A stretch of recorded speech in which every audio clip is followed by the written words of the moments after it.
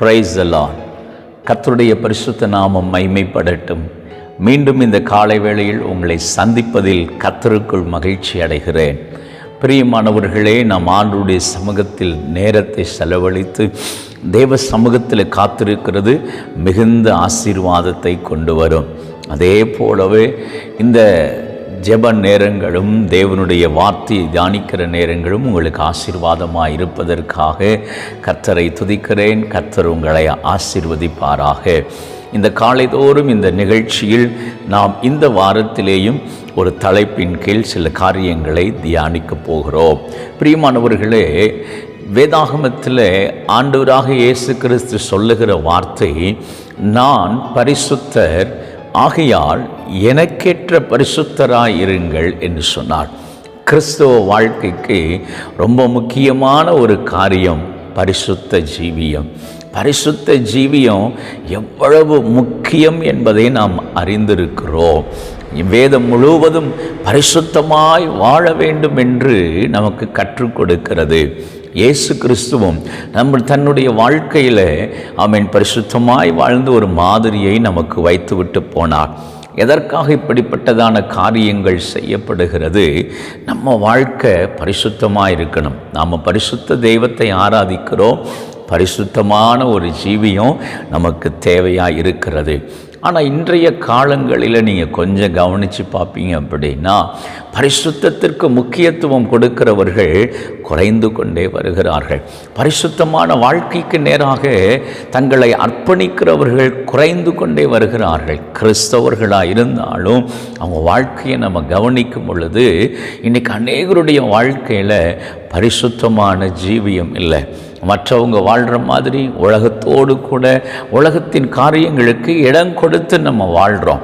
ஆனால் பரிசுத்தமான வாழ்க்கை நமக்கு எவ்வளவு பெரிய ஆசீர்வாதங்களை கொண்டு வரும் என்பதை நாம் அறிந்து கொள்வோம் என்றால் நிச்சயம் நம்முடைய வாழ்க்கையையும் பரிசுத்தத்திற்கு ஒப்பு கொடுப்போம்.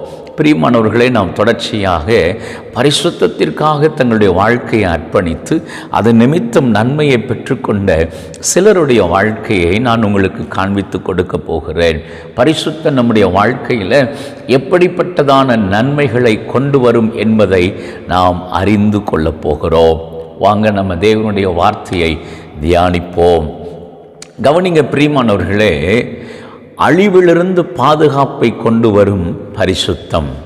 அழிவிலிருந்து பாதுகாப்பை கொண்டு வரும் பரிசுத்தம். ஆதியாகமத்தின் புஸ்தகத்தில் 6ஆம் அதிகாரத்தில் நீங்கள் வாசித்து பார்க்கும் பொழுது அங்கே கர்த்தருடைய வார்த்தையை நம்ம வாசிக்கிறோம். தேவன் பூமியை கண்ணோக்கி பார்த்த பொழுது அங்கே இருந்த ஜனங்களுக்குள் இருந்த பொல்லாத வாழ்க்கையினாலே அவர் மனஸ்தாபப்பட்டு இந்த பூமியை அழிக்க வேண்டும் என்று தீர்மானித்தார். இந்த பூமியில் வாழ்கிற ஜனங்களுக்குள்ள பரிசுத்தம் இல்லை, ஒழுங்கு இல்லை, தேவன் விரும்புகிற மாதிரியான ஜீவியம் இல்லை அப்படின்னு சொன்ன உடனே ஆண்டவர் இந்த மனுஷனை உண்டாக்கினதை குறித்து மனஸ்தாபப்படுகிறார். ஆண்டவர் படைத்த படைப்புகளிலேயே ரொம்ப விசேஷித்தமானவைகள். எல்லா படைப்பும் விசேஷித்தமானவை தான். ஆனால் அதுலேயும் மனிதனுடைய படைப்பு ரொம்ப விசேஷித்தமானது. ஆண்டவர் மனுஷனை அவ்வளவு நேசித்து உருவாக்கினார். ஆனால் அதே மனிதன் தவறி போகும் பொழுது ஆண்டவருடைய இருதயம் அங்கலாய்த்து மனஸ்தாபப்பட்டு, நான் இப்படி ஒரு மனுஷனை உருவாக்கிட்டேனேன்னு சொல்லி ஆண்டவர் பூமியை பார்த்து வேதனைப்பட்டு பூமியை அழிப்பதற்காக அவர் தீர்மானித்தார். புதிய தலைமுறைகளை உருவாக்க வேண்டும் என்று தீர்மானித்தார். உலகம் அழிவுக்கு நேராக, ஜலத்தினால் அழிக்கப்படுகிறதற்கு நேராக ஒப்பு கொடுக்கப்பட்டது. இப்போ தேவனுடைய வார்த்தையை நீங்கள் கவனியுங்கள். உலகம் முழுவதும் பலவிதமான அழிவுகளுக்குள்ள ஒப்பு கொடுக்கப்பட்ட உடனே இங்கே கர்த்தருடைய வார்த்தையை நாம் வாசிக்கிறோம். 8வது வசனத்தில் நோவாவுக்கோ கர்த்தருடைய கண்களில் கிருபை கிடைத்தது. அதுக்கு அடுத்த வசனம் சொல்லப்பட்டிருக்கிறது.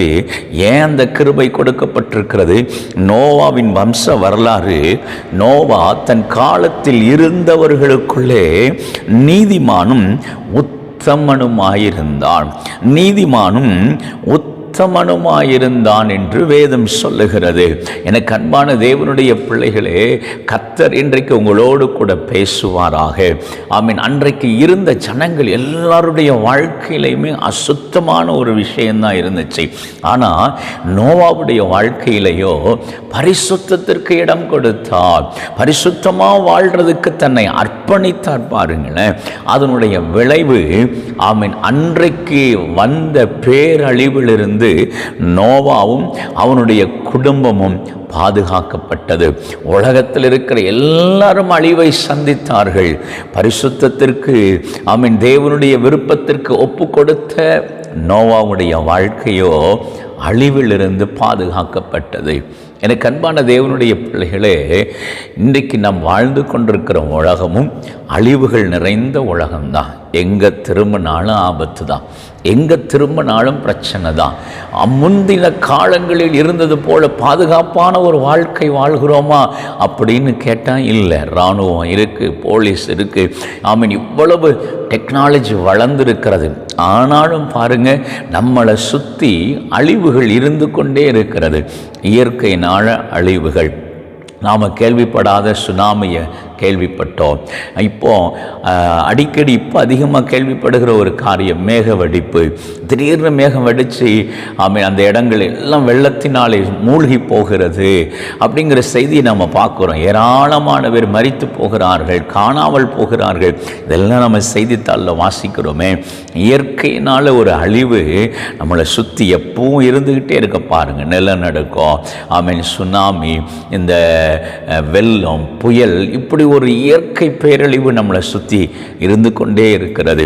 அதோடு மாத்திரமல்ல, நம்ம சாப்பிட்ற சாப்பாடு கூட நமக்கு ஆபத்தாக தான் இருக்கிறது. ஆமாம், நம்ம சாப்பிட்ற சாப்பாடு விஷயம்னு சொல்கிறாங்க, நம்மளை சுற்றி ஆபத்து.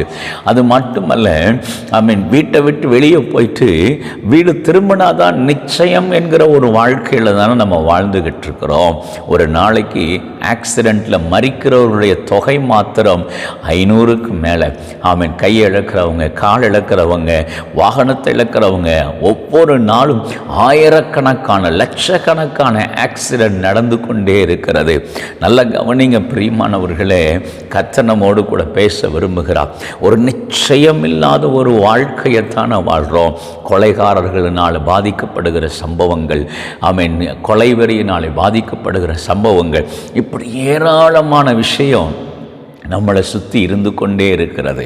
கவனிங்க பிரியமானவர்களே, இந்த அழிவுக்கு நடுவே, நம்மை சுற்றி இருக்கிற அழிவுக்கு நடுவே நம்முடைய பரிசுத்தமான ஜீவியம் தேவனிடத்திலிருந்து கிருபையை கொண்டு வரும், தேவனிடத்திலிருந்து பாதுகாப்பை கொண்டு வரும். நீங்கள் யோசிச்சு பாருங்களேன், நோவாவின் காலத்தில் எல்லாரும் பாவத்துக்குள்ளே இருந்தாங்க, எல்லாரும் அதற்கு அடிக்டாக இருந்தாங்க.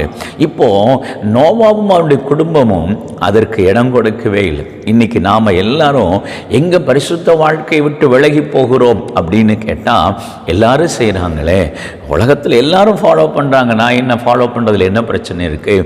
அவன் செய்கிறத நான் செய்கிறேன், என் பக்கத்து வீட்டுக்காரன் செய்கிறான், என் ஃப்ரெண்டு செய்கிறான், இப்படி பலரை பார்த்து நம்முடைய பரிசுத்த வாழ்க்கையை நாம் கொஞ்சம் அட்ஜஸ்ட்மெண்ட் பண்ணி நம்ம வாழ்ந்து கொண்டிருக்கிறோம். இல்லை பிரியமானவர்களே, பரிசுத்தமான ஜீவியத்தை கர்த்தர் நம்ம வாழ்க்கையில் எதிர்பார்க்கிறார். எதெல்லாம் நம்மளை அசுத்தப்படுத்துமோ, எதெல்லாம் பாவமாக இருக்கிறதோ அதை அறிந்து அவைகளை நாம் விலக்கி வைத்து விட்டு தேவன் நியமித்த பாதையில் போகிறது தான் நமக்கு ஆசீர்வாதத்தை கொண்டு வரும். இன்றைக்கி ஆண்டவர் உங்களோடு கூட பேசுகிறார். இன்றைக்கி நம்ம வாழ்க்கையை கொஞ்சம் நிதானித்து பாருங்கள். பரிசுத்தமான ஜீவியம் நம்ம வாழ்க்கையில் இருக்கா? அப்படி ஒரு பரிசுத்தமான ஜீவியம் இருக்குது அப்படின்னா அவருடைய கரம் உங்களை பாதுகாக்கும். உங்களுக்கு விரோதமாக எழும்பி வருகிற ஆபத்துகளிலிருந்து தேவனுடைய கரம் உங்களை பாதுகாக்கும். பரிசுத்தம் அழிவிலிருந்து பாதுகாப்பை கொண்டு வரும். இன்றைக்கி நம்ம ஒப்பு கொடுத்து ஜெபிப்போமா? மற்றவங்களை பார்த்து எதெல்லாம் நம்ம வாழ்க்கையில் இருக்கோ இன்றைக்கி அப்புறப்படுத்தணும்னு சொல்லி ஜெபம் பண்ணுங்க. ஆண்டவர் உங்கள் வாழ்க்கையில் பாதுகாப்பு கொண்டு வருவார். ஜெபிப்போமா? எங்கள் அன்பின் பரலோக பிதாவே, இன்னைக்கு ஆண்டவருடைய சமூகத்தில் நாங்கள் உம்மை நோக்கி பார்த்து ஜெபிக்கிறோம். நோவாவுடைய வாழ்க்கையில் இருந்த பரிசுத்தமான ஜீவியம் ஆண்டவரே, நோவாவையும் அவருடைய குடும்பத்தாரையும் அழிவிலிருந்து மீட்டு கொண்டது போல இன்றைக்கும் பரிசுத்தமான ஜீவியத்திற்கு எங்களை ஒப்பு கொடுக்கிறோம். நீர் எங்களை அழிவிலிருந்து தூக்கி எடுப்பீராக என்று சொல்லி ஜெபிக்கிறோம். நீர் அப்படி செய்கிறதற்காய் ஸ்தோத்திரம். இந்த வீடியோவை பார்த்து யாரெல்லாம் ஜெபிக்கிறாங்களோ தேவன் அவர்களுடைய வாழ்விலையும் பரிசுத்தத்தை கட்டளையிடுவீராகன்னு சொல்லி ஜெபிக்கிறோம். நீர் அப்படி செய்ய போகிறதற்காக ஸ்தோத்திரம். இயேசுவின் நாமத்தில் ஜெபிக்கிறோம் தூய பிதாவே. Amen, amen. God bless you. கர்த்தர் உங்களை ஆசீர்வதிப்பாராக. பரிசுத்தமான வாழ்க்கைக்கு ஒப்பு கொடுப்போம். நிச்சயம் கர்த்தர் இந்த நாளை ஆசீர்வாதமாக்கி தருவார். God bless you. Amen, amen.